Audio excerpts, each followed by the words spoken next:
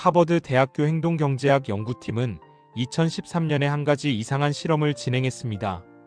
가난이 정말 사람의 문제 해결 능력과 판단력까지 바꾸는가? 라는 질문을 검증하기 위해서였죠. 연구진은 두 그룹을 나눴습니다. 한 그룹은 평범한 중산층, 다른 한 그룹은 소득이 낮고 경제적으로 어려움을 겪고 있는 사람들이었습니다. 양쪽 모두에게 아주 간단한 문제를 냈습니다. IQ 테스트 같은 복잡한 문제가 아니라 초등학생도 풀 수 있는 쉬운 문제였습니다. 그런데 연구진은 문제를 내기 전에 단 하나의 장치를 추가했습니다.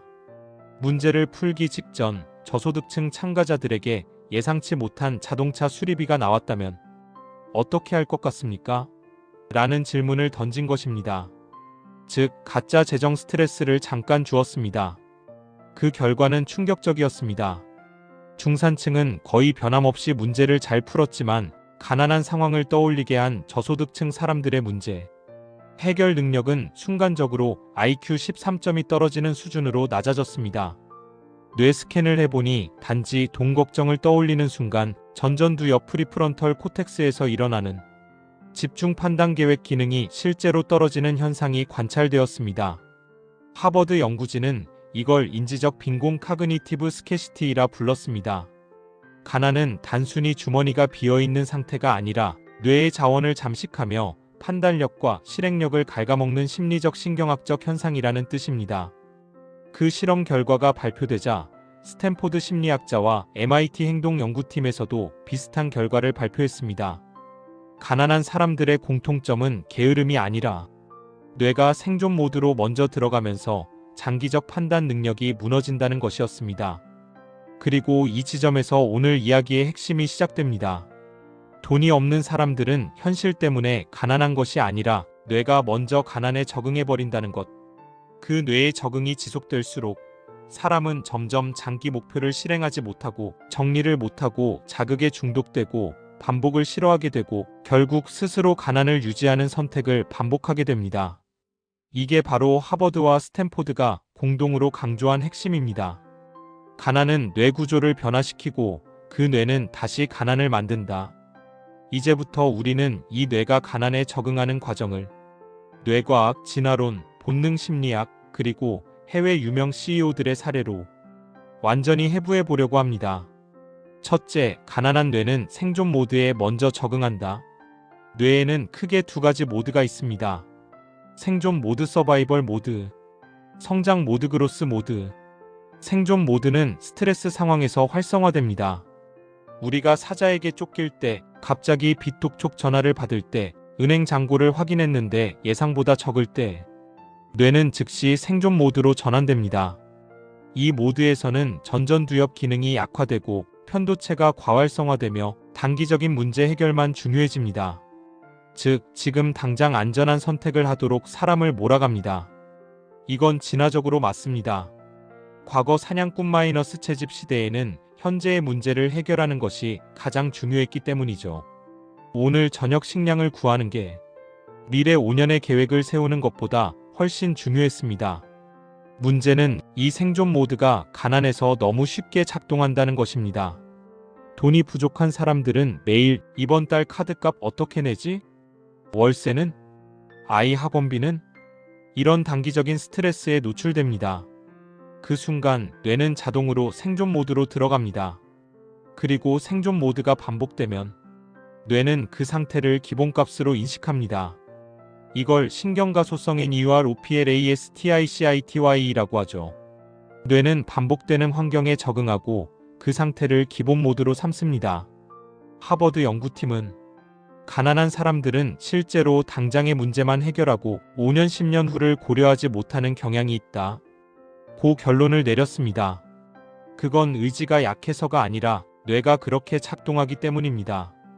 그리고 생존 모드에 갇힌 뇌의 가장 큰 특징은 바로 정리를 못한다는 것입니다. 왜냐하면 정리는 미래를 위한 활동이기 때문이죠. 정리, 정돈, 계획, 구성, 일정 관리, 메모. 이 모든 것은 전전두엽 기능이 충분히 안정될 때 가능한 일입니다. 하지만 생존 모드에서는 전전두엽 에너지가 거의 꺼져 있습니다.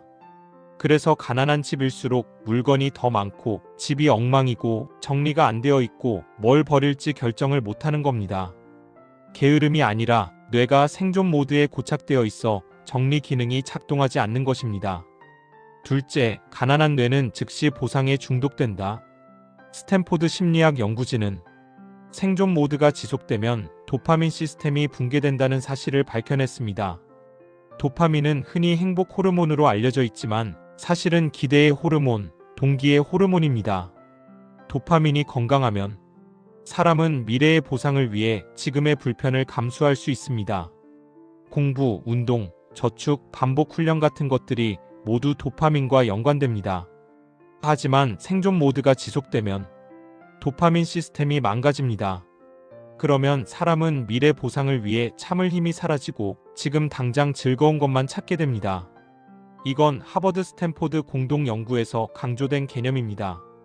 가난한 사람일수록 유튜브, 숏폼, 중독성 음식, 술, 담배, 즉각적 쾌락, 순간적 소비, 여기에 더 빨리, 더 쉽게 중독됩니다.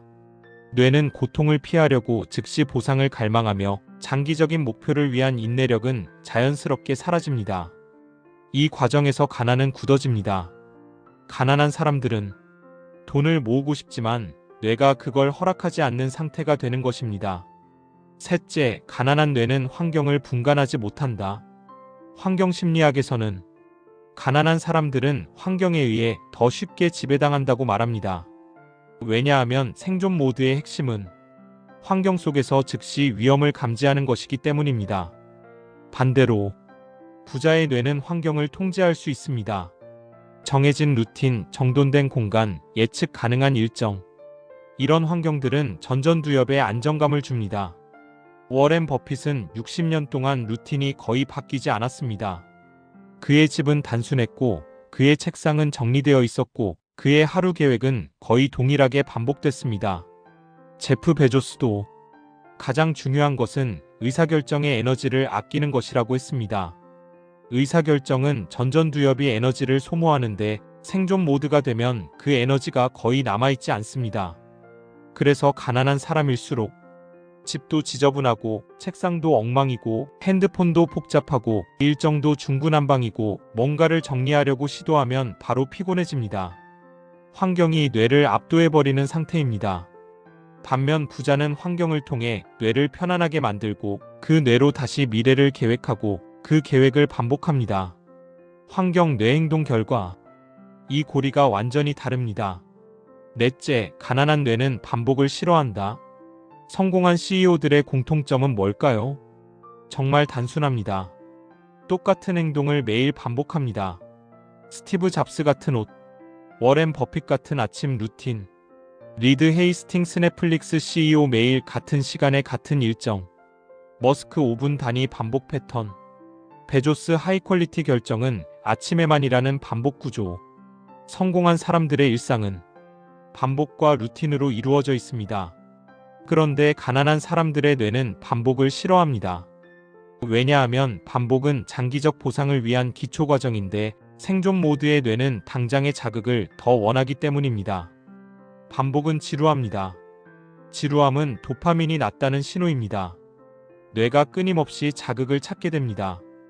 그래서 책 읽기, 공부, 운동, 정리, 저축 같은 반복 작업을 못하는 것입니다. 문제가 아니라 뇌의 상태입니다. 다섯째, 가난한 뇌는 결정을 고통으로 인식한다. 전전두엽 에너지가 부족하면 사람은 결정을 내리는 것 자체를 고통스럽게 느낍니다. 그래서 선택을 미루고 정리를 미루고 중요한 일을 나중으로 미루고 계획을 못 세우고 자꾸 당장의 편안함으로 흘러갑니다. 이건 의지가 약해서가 아닙니다.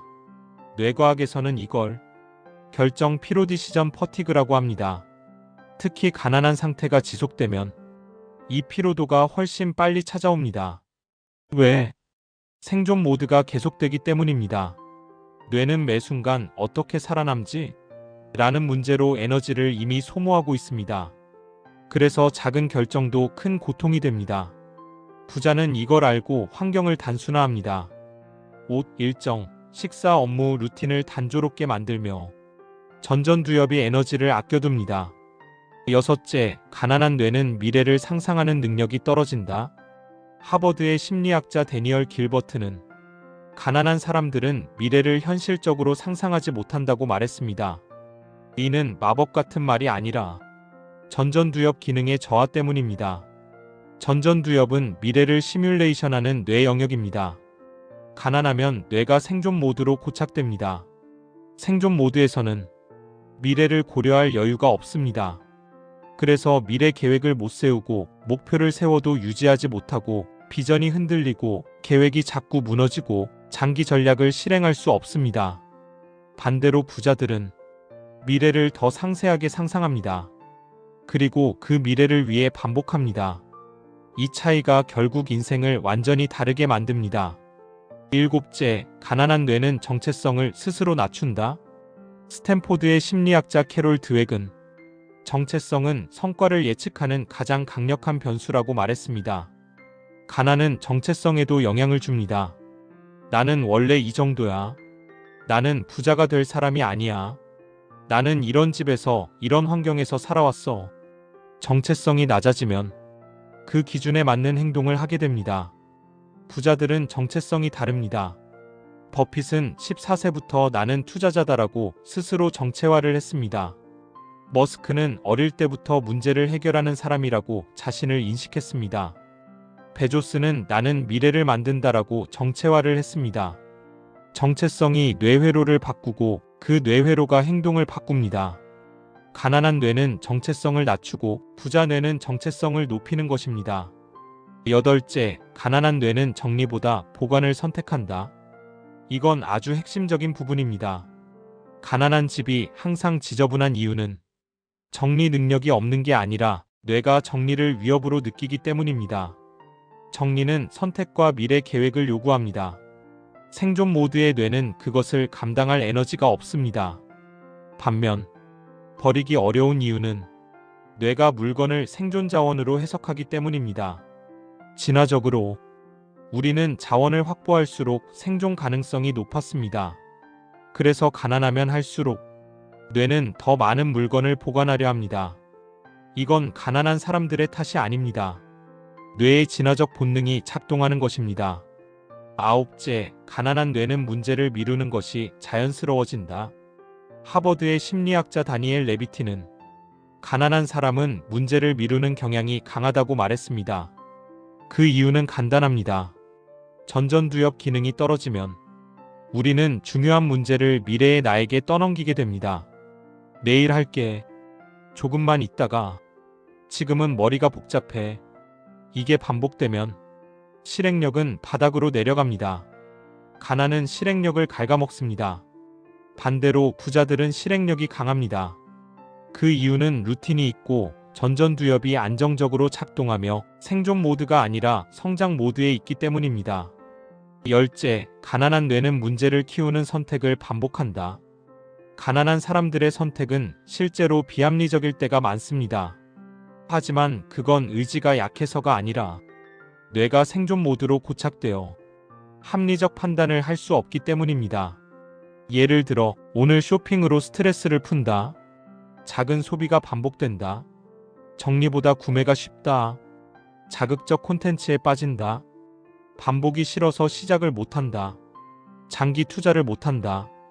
계획을 유지하지 못한다. 이런 행동들은 모두 생존 모드의 뇌에서 나타나는 자연스러운 결과입니다. 하버드 연구팀도 이걸 자기 강화적 빈곤, 루프 셀프 마이너스 리인포싱 파버티 루프라고 불렀습니다. 뇌 환경 행동 결과 이 네 가지가 서로를 강화하며 가난이 반복되는 구조입니다. 가난한 사람들의 뇌가 생존 모드로 고착되고 도파민 시스템이 무너지고 전전두엽 기능이 약해지고 정리 능력, 반복 능력, 결정 능력이 모두 떨어진다는 사실까지 확인했다면 이제 궁금해진다. 그렇다면 부자의 뇌는 대체 어떻게 작동하는가? 그리고 뇌가 가난에 적응한 상태에서 벗어날 수 있는가?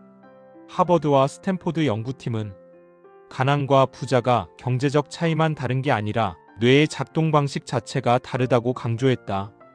그리고 더 중요한 사실은 이 뇌의 작동 방식은 변경 가능하다는 것이다.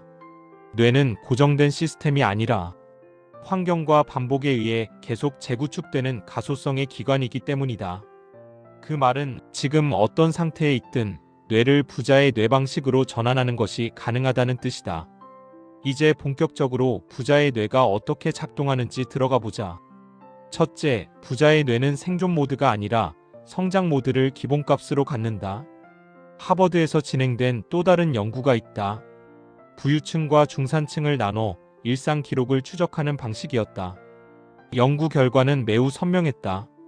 가난한 사람들의 하루는 대부분 문제 해결, 예상치 못한 상황 대처, 즉흥적 행동, 즉 반응형 행동에 지배되어 있었다.